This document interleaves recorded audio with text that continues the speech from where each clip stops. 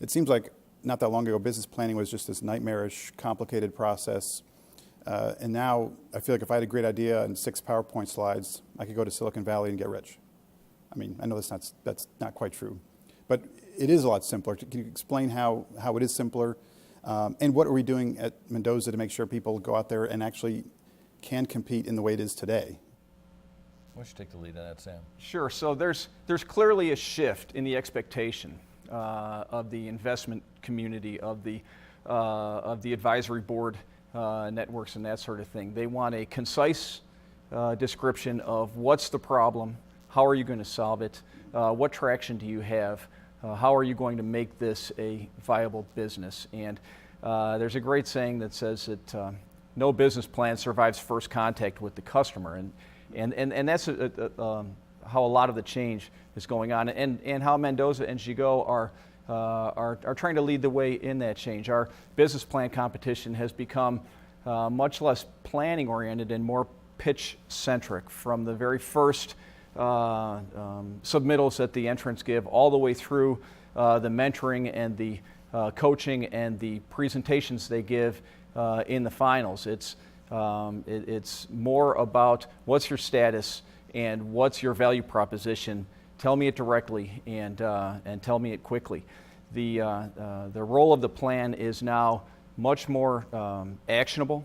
It's a living document. It's a roadmap that grows and learns with the founders.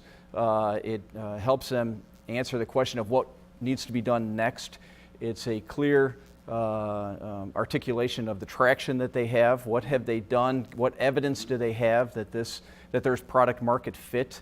And it is, again, meant for an audience that wants a concise description of what do you intend to do, where are you at, and what are you going to do next. You know, I'd throw a couple of things on there too. I always look for the ability of a team's to convey the logic behind their business, and their logic can be the total addressable market and the size of it. It can be the pain point that the users are experiencing. It can be, okay, here's our product and product platform. That all syncs up. Here's our initial go-to-market strategy. I say that because it always changes.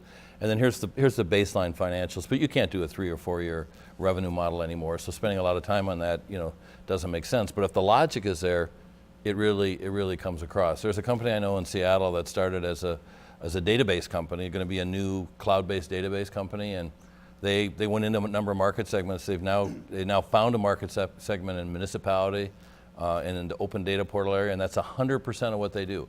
And that was never part of the original business plan, but they're a very successful company. And the companies are going through what they call pivots after they get in the marketplace, and very successfully. So there's a lot of new methods and tools that are in play. But I look for the logic in the plan. If that's there and the team is good, you got a good shot. I think, as we mentioned earlier too, the number of deals that these investors now have access to has grown exponentially over the last few years, and particularly with the internet and other kind of enabling technologies, they can reach them much more quickly. So I think having a standard set of metrics that they're looking at across different deals that they might potentially invest in has become ever more important. So I think that's another reason why you see this kind of consolidation on a series of particular metrics, because they're analyzing a number of different deals and trying to decide exactly where to put their money for the greatest return.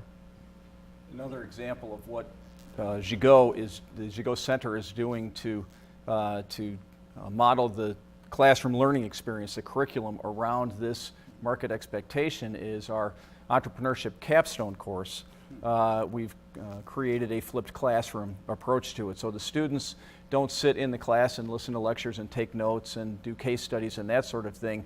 They work on business ventures, and they pitch in class to a panel of seasoned entrepreneurs from the Notre Dame community, and every week over the course of the semester is essentially a venture pitch, hearing directly from the types of people that in the entrepreneurial space they will be working with or pitching to, and aligning that experience with what the actual marketplace. So what's the reaction of the students been to that? It's been terrific. So last year was our first iteration. We had undergrads in the fall and MBAs in the spring, and one of our undergraduate ideas from the course, which didn't exist before and pivoted many times, made it to the semifinals of the business plan competition. And one of our MBA ideas is now a startup.